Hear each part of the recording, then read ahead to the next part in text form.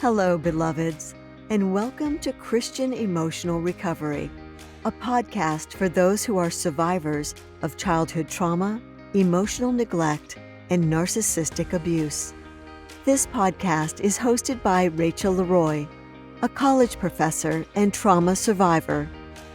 Many of us spend years trying to heal and don't get anywhere. We don't always target the trauma itself, which is so often what keeps us stuck. This podcast is where faith meets science. Rachel is an emotional healing expert with 20 years of experience applying healing modalities that helped her start making progress after nothing else worked. She'll show you how to do the same. Each week, we'll cover a topic that will show you how to heal trauma for good. Please check out our website and show notes at christianemotionalrecovery.com and join the Facebook community, Trauma Survivors Unite, Christian Emotional Recovery.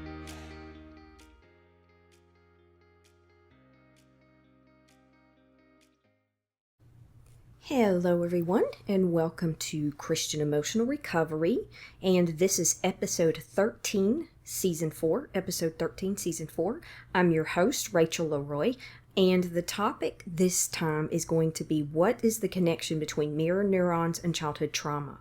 What is the connection between mirror neurons and childhood trauma?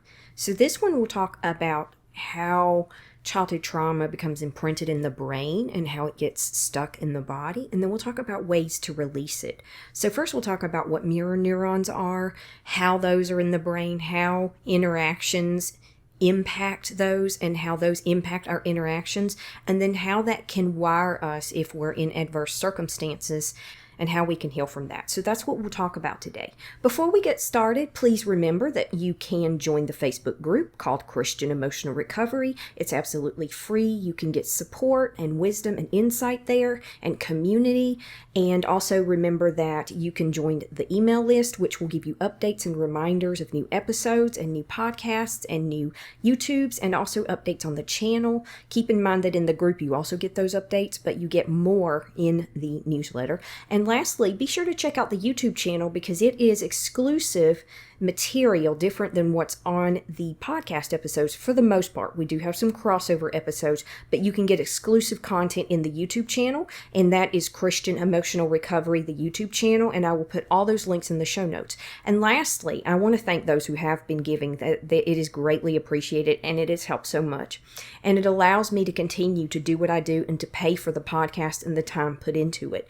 And if you'd like to support, you can give 3 ways. There's a new way. 1, you can give at Patreon. You can donate monthly. 2, you can give at Ko-Fi.com, and I'll put the link there. And 3, if you'd like, you can also give directly at PayPal. I have a PayPal donation site now and a donation link, and I'll put that link in the show notes as well. So check those all out. Let's go ahead and jump right in and get started. So this is, what is the connection between mirror neurons and childhood trauma? And this is episode 13. I've been wanting to do an episode on mirror neurons for a while, and I think sometimes I overthink, how am I going to structure it? What am I going to talk about? And it is important that this podcast is set up in a way where it's practical, it's interesting, it's applicable to you, that you can apply it in some way, and that you're learning more about your trauma in a way that helps you to heal. So you're not defined by your trauma, so you can move past your trauma into a more joyful life that God intended for you. So today we'll talk about what mirror neurons are, how they work in the brain and in the system, the body systems, and we'll talk about how all that comes together when it comes to childhood trauma. So we'll talk a little bit as well about frequently asked questions that people ask about mirror neurons. How are they relevant to me? How do they connect to my experiences, either adverse, neutral, or positive? And then lastly, we'll talk about not only the connection between mirror neurons and childhood trauma, but also using mirror neurons to heal inner childhood trauma.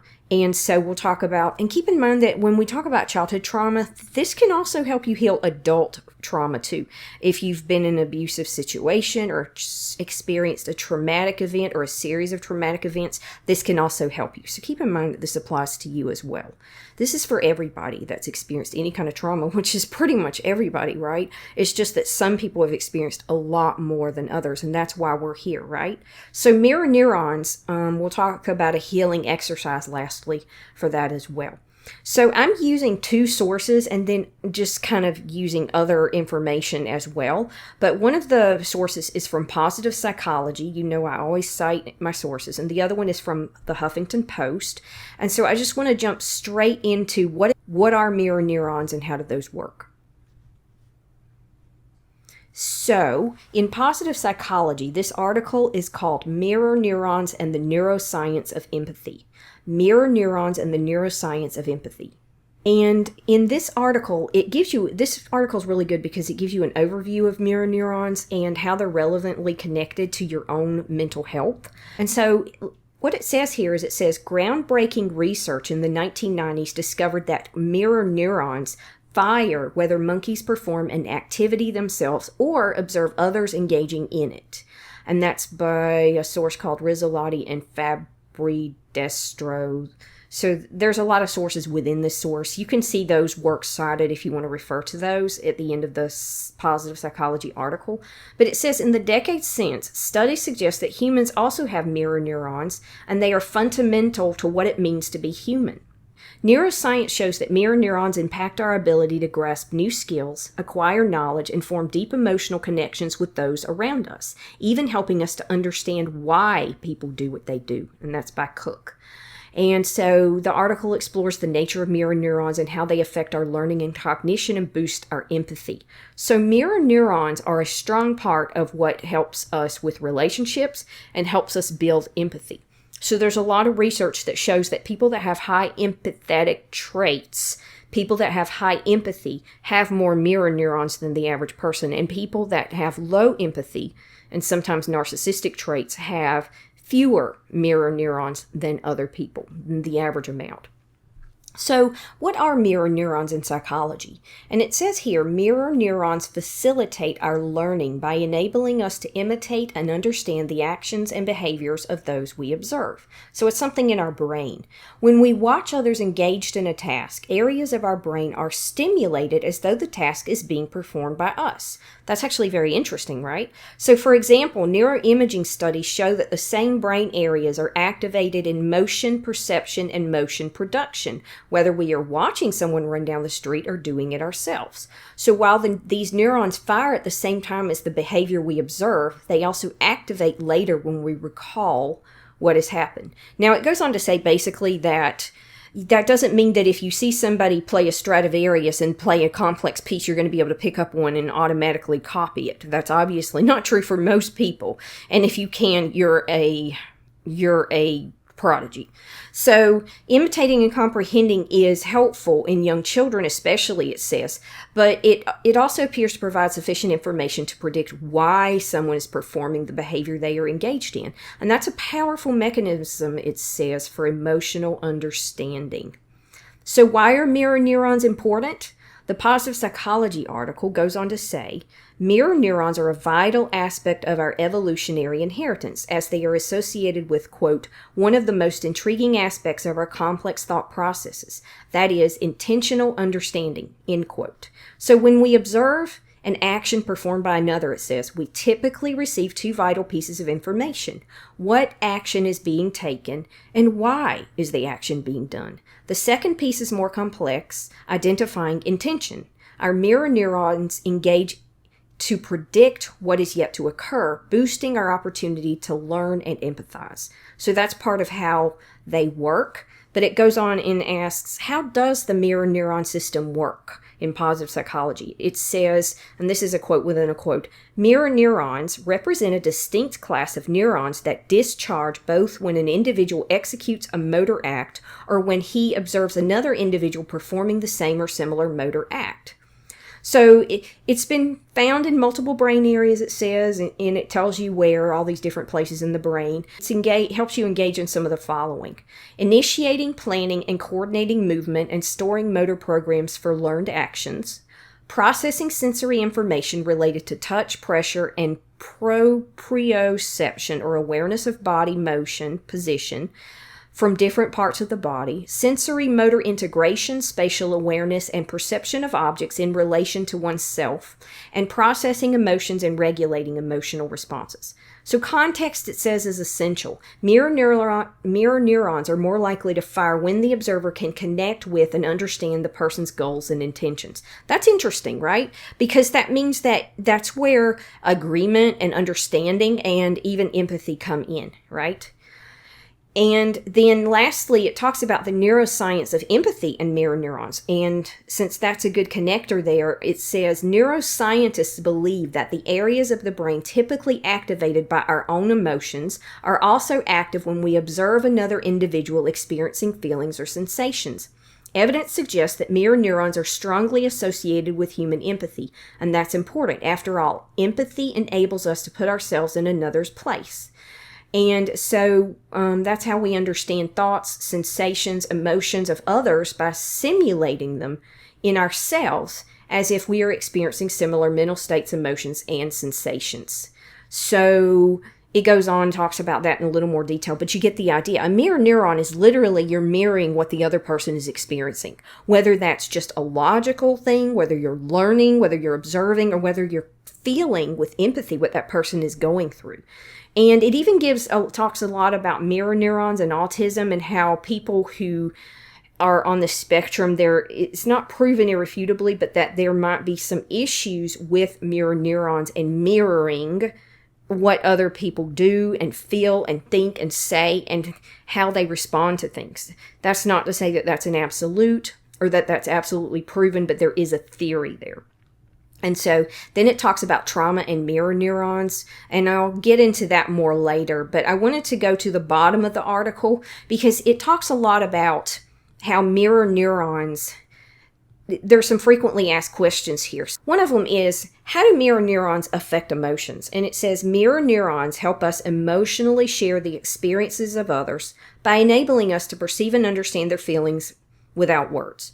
So that is literally empathy. Right? It's empathy. Being able to feel with someone or feel what they're feeling with them. The next one, how do mirror neurons work? Mirror neurons function by allowing us to simulate and understand others' actions, emotions, and intentions through shared neural structures and activations. Next question, do mirror neurons explain empathy?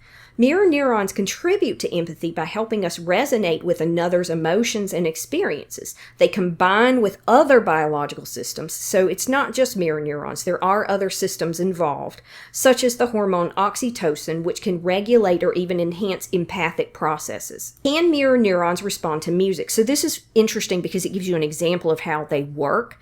It says some researchers believe that mirror neurons contribute to our enjoyment and participation in music, hijacking the simulation mechanism of the brain, so to speak. In doing so, we experience a more physical or embodied experience of the musical piece.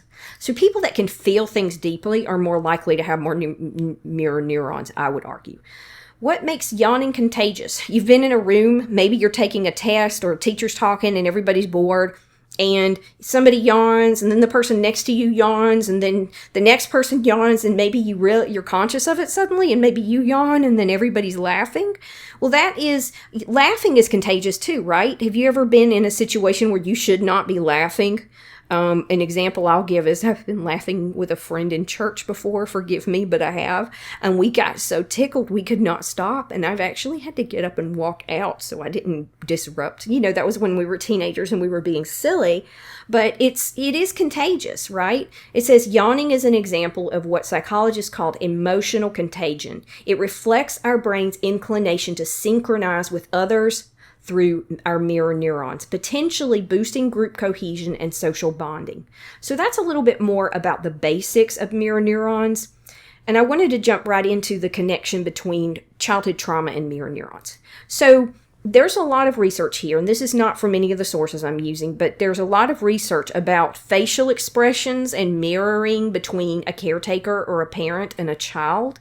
And when a child gets a mirrored reflection of their experience from their caretakers, that helps them to develop a bond. It helps them to develop their brains properly and helps them to develop a sense of safety so that they're able to build good connections with people later on. People that struggle in relationships may not have gotten that.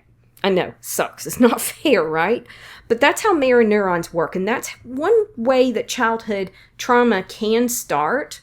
A psychology article, the author, I forgot to say, was Jeremy Sutton, PhD.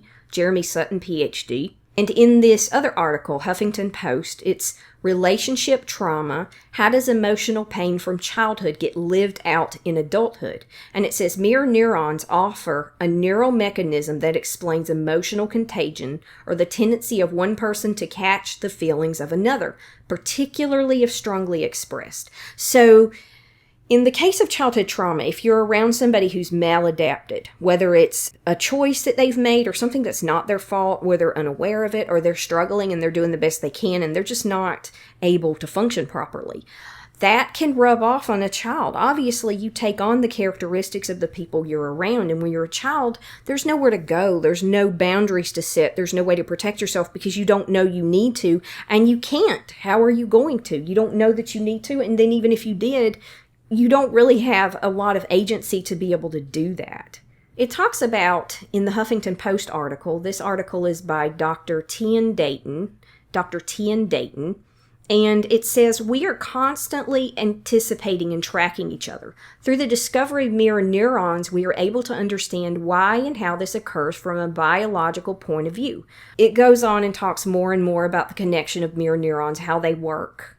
And then it goes on to talk about when an environment is chaotic. It says when an environment is chaotic or fear-inducing, we may find it a hard time separating ourselves emotionally from what is going on around us. We become part of the chaos internally, so to speak.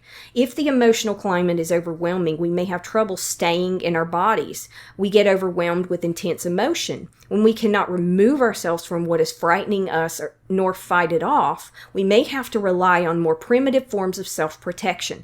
So this is where we start getting into how does trauma get stuck in the body, especially childhood trauma.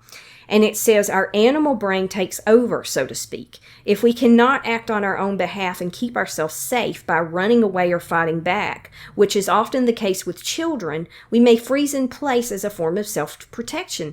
Why do we freeze? We freeze because we're scared, because something is overwhelming us. And what happens when we freeze? When we freeze, we don't process what's going on the way we normally do. We experience an altered state of consciousness during which our normal sense of a situation can become altered. And time may even become slowed down or feel fragmented. Our senses go on high alert while the thinking part of our brain shuts down. So basically, it talks about how before humans in their early phases were more emotional beings and not as much thinking beings. And then as we evolved, the cortex, which is where thinking occurs, developed more. And so those two systems, the lizard brain or the emotions and the fear, and the higher brain functions of cognition are separate, and yet they work together. And we need both of those to survive and to function. We need both of them. But they developed independently. And that explains why sometimes we can freeze and we are thrown out of our consciousness. We disassociate because it gets stored as a frozen sense memory, the trauma. Read body memory. It becomes a body memory with little reason or understanding attached to it. These painful memories may not get processed, understood, or placed into the overall context of our lives. They may become banished from consciousness by one of the psychological defenses of disassociation or numbing. They may get forgotten. One of the problems with this way of processing is that we forgot them. That we have forgotten them. So that's how trauma gets stuck in the body, and that's how when something similar happens later on, we'll have a visceral reaction to it. And even though that situation is happening in the current moment, it actually simulates that experience. Those are our mirror neurons, because it doesn't know that this isn't something that's actually happening now. It's something similar that triggered it. So it brings up that past experience because that's what it's associating with it. So it says our own reactivity over the present goes unrecognized. That is, the person being triggered doesn't connect today's trigger with events from the past. They may get anxious, angry, go into a panic state, or even panic attack without any recognition of what from the past is getting triggered in the present. So most of us have experienced that, right? And then it says, this is because key fragments of the original traumatic event have become inaccessible to ordinary remembering. Experience needs to be processed so that we can let it go. If a person goes into the instinctual trauma response, the likelihood of developing PTSD symptoms is great. Often PTSD takes some months or even years to become full-blown, which is why there is a such thing as PTSD. The PTSD reaction. Years after the stress is, quote, over, our body-mind is still holding on to it. If it occurred in the context of intimate relationships may act as a trigger that causes unresolved fear, pain, and resentment to reemerge. And that's partly the mirror neurons. But in the same way, this is my idea, mirror neurons are what allow us to make positive connections with people too. And that's what's really important to remember, to experience joy, to get those goosebumps when we listen to a beautiful piece of music, for example. But it says the same way that a soldier may overreact to a car backfiring, hearing it as if it is a gunshot, an adult who has been hurt as a child in parental relationships may overreact to the stress of emotional intimacy when they become an adult and re-experience the feelings of vulnerability and dependence that are a part of close connection. And so that is how trauma becomes stuck in the body and how that connects to mirror neurons. So we've talked about what mirror neurons are, how they function in the brain and the body, and with connection and imitation and mirroring in general, and also relationships. And we've also talked about how childhood trauma, how mirror neurons are connected to childhood trauma. So let's talk a little bit more about that. And then we're going to talk about some things that you can do to help yourself heal using your mirror neurons in a positive way so that you can use your mirror neurons to heal you from childhood trauma or any form of body-based trauma. And all trauma is based in the body. Right? So thank you for following along in the first part of this because I was reading off of sources a lot. As you know, some podcasts I use more sources than others, and for others I use fewer. And for this one, I'm really using a lot of sources because this is a very science-based topic. But I want you to see how all this comes together and how it connects to you. Because understanding how your body works when it comes to trauma, when it comes to relationships, when it comes to your brain, and when it comes to mirror neurons and how trauma can get stuck in the body, I think that's vital to ensuring that you know how to handle your trauma when it comes up in your body. Because the more you understand, knowledge is power, right? The more you understand about this stuff, the more you're able to have strategies that can help you to heal. You might hear my cat in the background. She rattles a lot in my videos and in my audios. So let's talk about the connection a little bit more between mirror neurons and childhood trauma. Connection between mirror neurons and childhood trauma. Empathy and understanding is part of that. And mirror neurons are crucial for empathy, allowing us to understand and feel the emotions of others by simulating their experiences. So like I had said, it's literally simulation. It's mirroring. That's what it is. Mirroring and simulation are similar. So in the context of childhood trauma, the development of mirror neurons can be affected. When it's healthy in a child, right, you got that reflection, that validation, that understanding. And when a parent or a caretaker is modeling healthy emotional behavior, that child is going to imitate that, take on those habits, and then take them into life and learn how to cope with life in a healthy way, just like the adults around them did, right? That's from mirror neurons. So when you have somebody who is maladapted for whatever reason, whether it's an addiction, an emotional issue that's unresolved, it's emotional abuse, emotional neglect, narcissistic abuse, just anything. It's sometimes the parent is just not a good person and doesn't care. And other times they may be struggling and doing the best they can, and or they just don't have the knowledge and the education and the skills to be able to mirror for the child what they need, right? And so it says trauma can disrupt normal neural development, potentially impairing the ability to empathize and form healthy social bonds. And so learning and behavior is another part of mirror neurons in childhood trauma.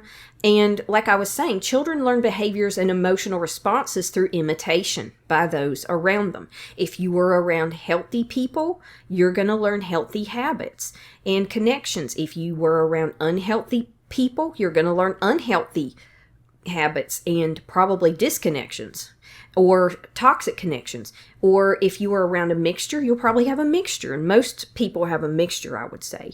But if a child grows up in a traumatic environment, they may mirror unhealthy behaviors and emotional responses.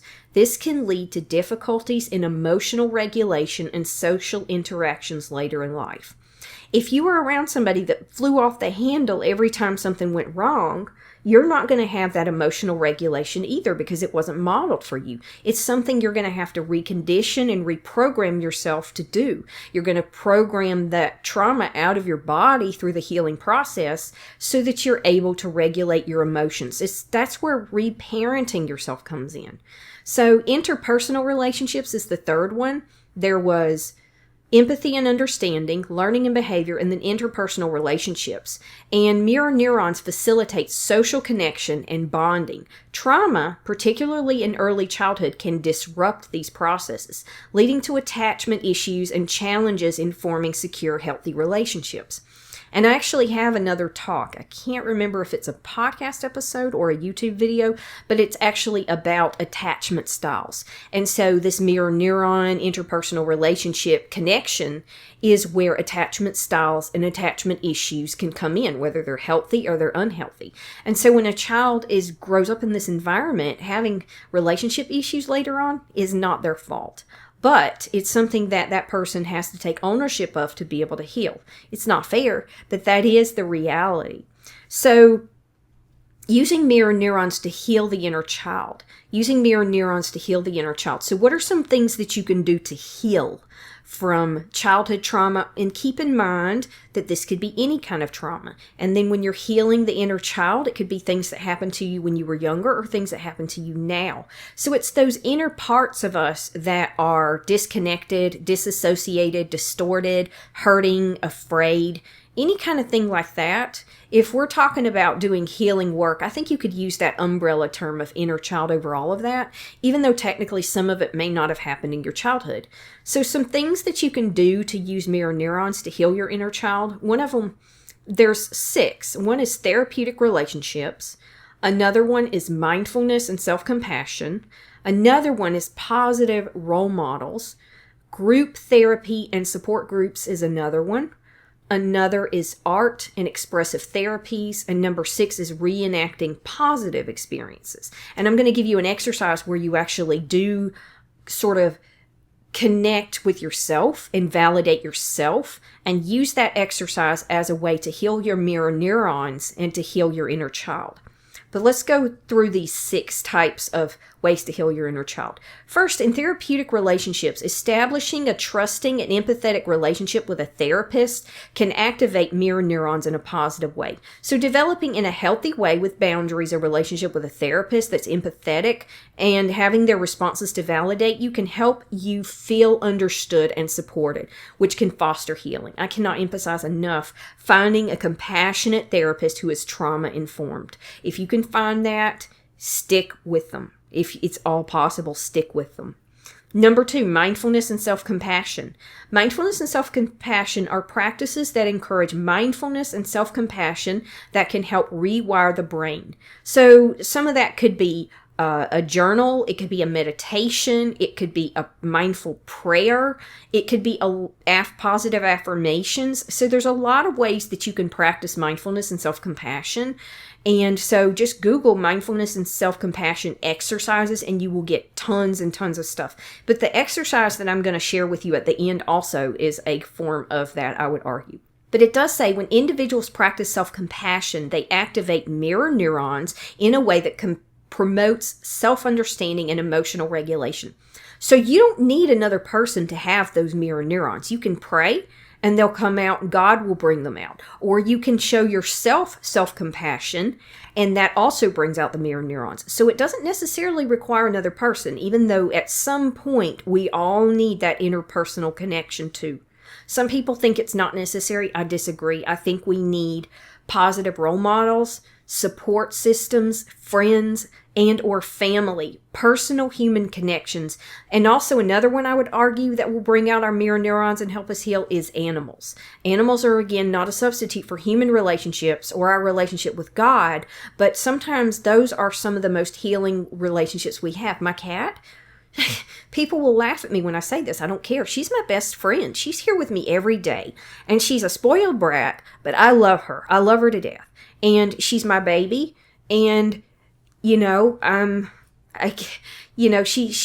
there for me, and that helps heal me and helps me to feel engaged and helps me to feel grounded.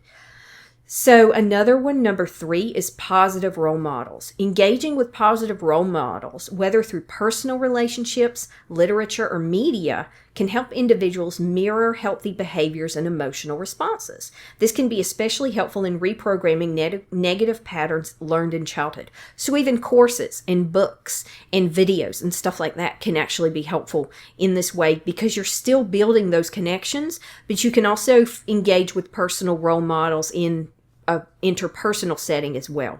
Number 4, group therapy and support groups. Participating in group therapy and support groups provides opportunities for individuals to observe and mirror positive interactions and coping strategies. So when you see those mirrored, when you see those modeled, even if you're not a child anymore, you're going to pick up on that. And the more you surround yourself with positive role models and people that are supportive and people that model the kind of behavior emotionally that you want to exhibit, the more you'll absorb that. You can even do that, like I said, by watching healthy television shows where people have healthy interactions. I know, they're in short supply, but they do exist. And then also by watching videos of how to cope, and just support groups are a good way because you're interacting with other people who are on the same path as you. So you don't feel alone, and then you can make that connection with the mirror neurons where it validates your experience, right? One Christian support group is Celebrating Recovery, which is for people in emotional and addiction recovery. And that's a really good group because it's a Christian-based group. Number 5, art and expressive therapies. Engaging in creativity such as art, music, or dance therapy can activate mirror neurons in ways that promote emotional expression and healing. These therapies can help individuals process trauma and reconnect with their inner child. So that's a good one too. I actually will sit down a couple of nights a week for an hour or two and color. I like these really complex prisms and mandalas and geometric patterns, and I'll try to color them in these different combinations.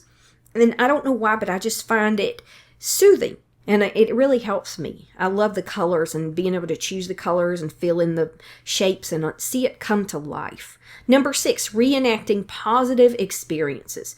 Through guided imagery and role-playing exercises, and I would argue meditation, individuals can reenact positive experiences or scenarios that they missed during childhood.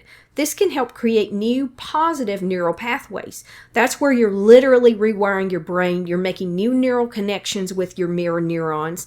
And one thing that shows that people are growing and learning and healing is that you're pruning your neural pathways in places where it's not healthy, and you're making new neural connections in places where it is healthy.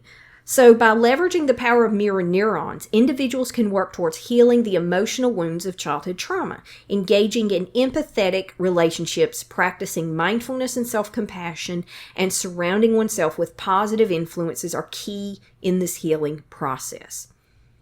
So those are some strategies you can use to help you to use mirror neurons to heal the inner child. If one of those stands out to you, you might Google it, and you might find some specific sources, some specific practices, and some specific ways that you can explore, read about, learn about, and practice that more. And then try something. And if it doesn't work, try something else. This is about experimentation. Everything you try is not going to work. So don't give up. Try something else, because something will click with you. And what worked for you before, it may not work later on. And what didn't work later on may work later on. So you just never know. Keep trying new things. thinks. That's part of what keeps your brain active and young and healing, is keeping it sort of on its toes and a little bit out of its comfort zone. Now, I know we all need a place of safety and a safe place to land emotionally and physically. That's not what I'm talking about here, but I'm talking about gently challenging yourself a little bit each day to try something new, okay? So the last part of this talk, thank you for following along with me, is a mirror neuron exercise, a healing exercise for the inner child. So this is called mirror neuron healing exercise for the inner child. And the objective is to use the power of mirror neurons to foster self-empathy, heal emotional wounds, and nurture your inner child through visualization and compassionate self-talk. So you're going to use the power of mirror neurons to foster empathy, heal emotional wounds, and nurture your inner child through visualization and compassionate self-talk.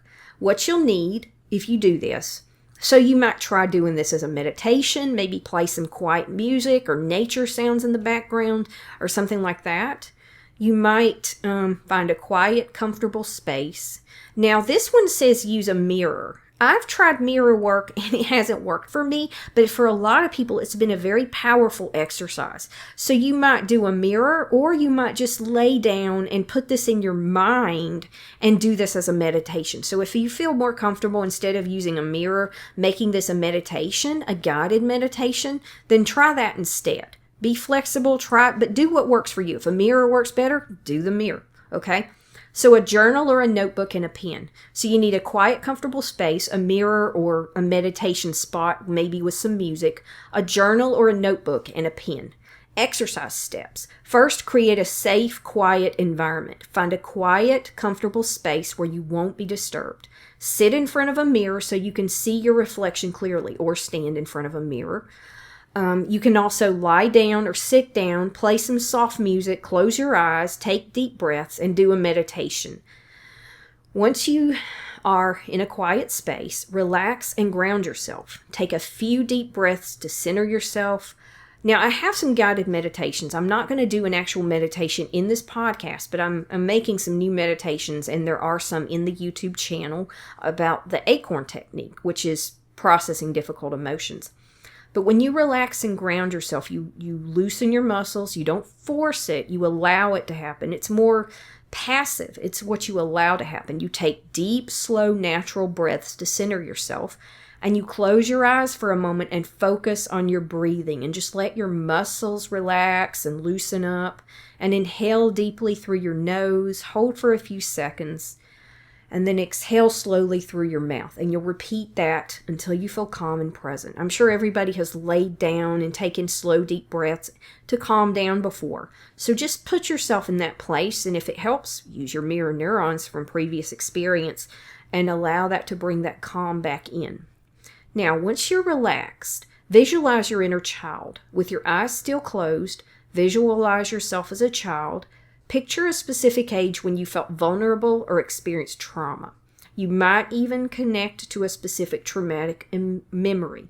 Now keep in mind, it needs to be something you feel safe enough to work with on your own. If it's overwhelming, back off. You don't have to continue this. You can stop it at any time, okay? So see yourself as that child, noticing the emotions and expressions on your young face.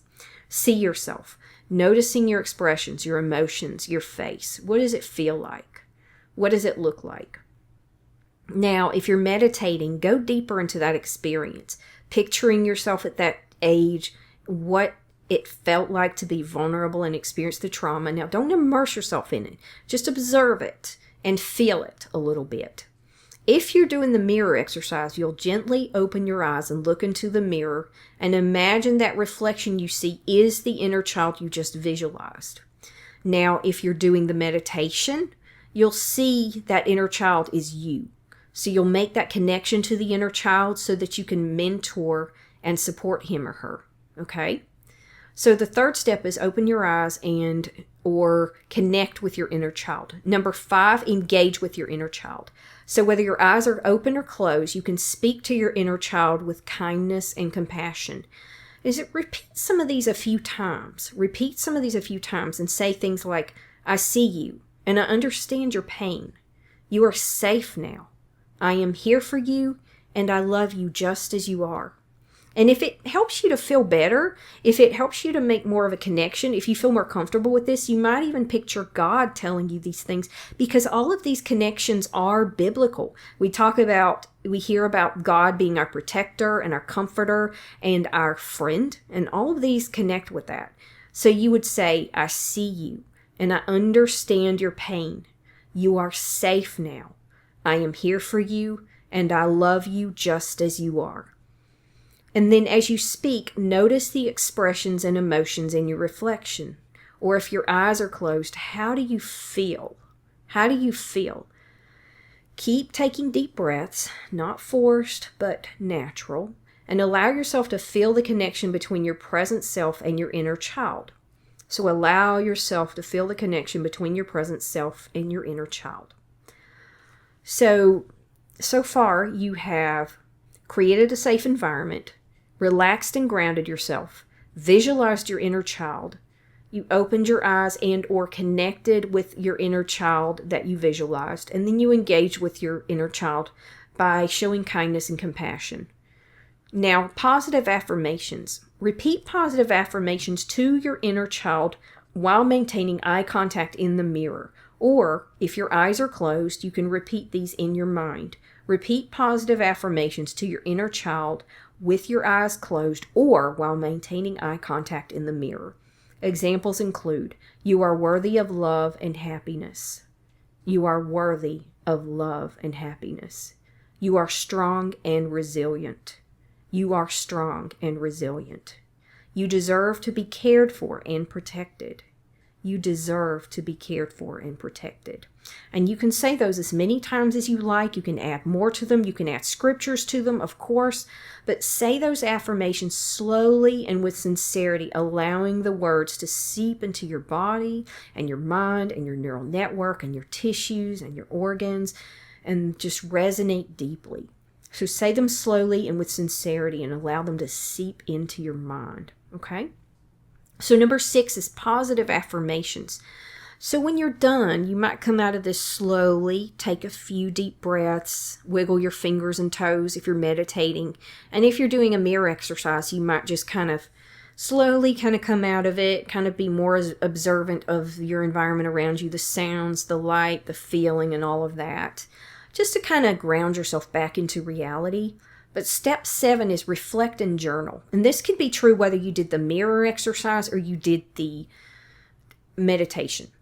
You might even find a meditation on Insight Timer or somewhere that does something similar, and you'll get the same idea. Do some kind of inner child meditation. But after spending some time speaking with your inner child, take a moment to reflect on the experience. The reason you're doing this is to reiterate it so that you're developing those mirror neurons. You're making those connections. You're not just experiencing that in the moment, but you're reiterating it. So write down any emotions, thoughts, or insights that arose during the exercise in your journal. So reflect and journal. After spending some time speaking with your inner child, take a moment to reflect on the experience.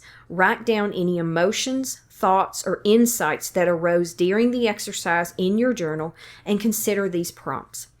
How did it feel to see and speak to your inner child? How did it feel to see and speak to your inner child? What emotions surfaced during the exercise? What emotions surfaced during the exercise? What messages did your inner child need to hear? Are there others they need to hear? What messages did your inner child need to hear? And so that might give you insights on future exercises with affirmations and validations that you might add later on to show your inner child kindness and compassion. So number 8, 2 more steps. Number 8 is close with compassion. In the exercise, by placing your hand over your heart, take a few deep breaths and say a final compassionate message to your inner child, such as, I will continue to protect you and nurture you. So you'll end the exercise by placing your hand on your heart, taking a few deep breaths, and saying something final to the child that resonates with you, such as, I will continue to protect and nurture you. And then number 9 is just to repeat the practice regularly. You'll get better at it. You'll find strategies and a routine that works for you, and you'll find different versions of it that work better for you. So practice the exercise regularly, especially when you feel triggered and emotionally vulnerable. And keep in mind that this is something that as you get better at it and you learn how to do it, you can do it a very short version of it, or you can do a longer version depending on the time you have. But consistent practice will help reinforce positive neural pathways and foster deep healing. It'll help you heal your inner child, help you heal your neural network, and also help you to heal your mirror neurons, right? So it's all connected, and it'll help you to start to release trauma from your body. By engaging in this exercise, though, you'll create a compassionate and healing dialogue with your inner child, nurturing the parts of you that need love and understanding. So let me repeat the steps in the mirror neuron healing exercise for the inner child. You'll need a quiet, comfortable space, a mirror, a journal or a notebook or a place to meditate, and a pen. You'll create a safe environment, relax and ground yourself, visualize your inner child, open your eyes if you're doing the mirror technique, close your eyes if you're doing the meditation, engage with the inner child by speaking to it with kindness, do positive affirmations and repeat those to your inner child.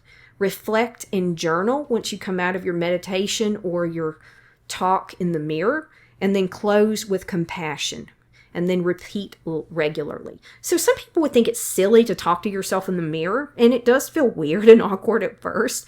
I'll be honest, I've never fully gotten comfortable with the idea, but that doesn't mean that you can't, and that doesn't mean that you won't. And I've just found that closing my eyes and doing the meditation version is better for me. But for some people, that eye-to-eye contact is very powerful. And that is literally mirroring what you need to see and what you need to hear, and reiterating that as you do this exercise again and again. So that is what is the connection between mirror neurons and childhood trauma. This has been episode 13, season 4. I'm your host, Rachel Leroy. And we have gone over talking about what mirror neurons are, the connection between mirror neurons and childhood trauma, and how you can use mirror neurons to heal your inner child and to heal childhood trauma. So I hope that this talk has been helpful. Remember that you can find everything that we talked about, including the sources and all of the resources that I mentioned at the beginning of the talk, in the show notes. They're all linked in the show notes. I may also put this exercise in a link in the show notes. Now, the show notes have a limitation of how long they can be, so I have to sometimes use a link, and it links over to a Google document. So if you see that link, just click on it. It'll be clear what it is, and then you can find all the information you need, the sources, all of the information from this, and I will put this exercise where you can see it and you can use it. That's it for now. Thank you so much for listening. Remember, beloveds, you are fearfully and wonderfully made, and God loves you. Have a great day. Thank you so much for tuning in to this week's episode of Christian Emotional Recovery, hosted by Rachel Leroy. For links to this week's resources and to join the discussion, check out this episode's show notes at christianemotionalrecovery.com, where you can also find links to our YouTube channel and Facebook group. Join our email list and get other episodes and resources. If you enjoyed the podcast, please rate and review the podcast and tell a friend who may benefit from this message. See you next time. And remember, beloveds, God loves you, and you are fearfully and wonderfully made.